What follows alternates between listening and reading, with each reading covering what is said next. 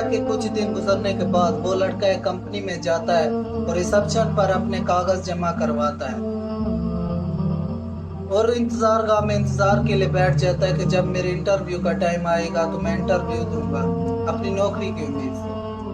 اتنی دیر میں آفس کا دروازہ کھلتا ہے اور وہاں سے وہی بزرگ آتا ہے جسے اس نے پانی پلایا تھا۔ بزرگ اس لڑکے کو دیکھ کر خوش ہوتا ہے اور اس کے پاس آتا ہے۔ بیٹا خیر ہے، آپ یہاں پر کیا کرنے آئے ہو؟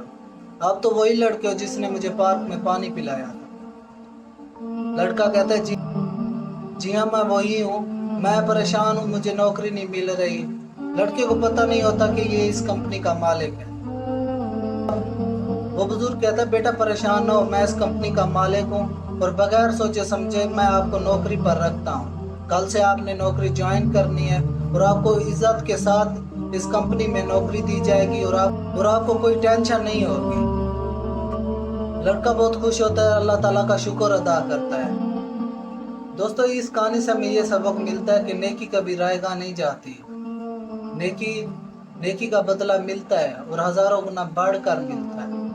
ہم کسی کی مدد کرنے سے گھبراتے ہیں کہ کہیں ہمارا نقصان نہ ہو جائے، لیکن نیکی کرنے سے کبھی کسی کا نقصان نہیں ہوتا، اللہ تعالیٰ اس کا اجر دیتا ہے۔ تو یہ کہانی ہمیں یہ سبق دیتی ہے کہ نیکی چھوٹی ہو یا بڑی، نیکی نیکی ہوتی ہے۔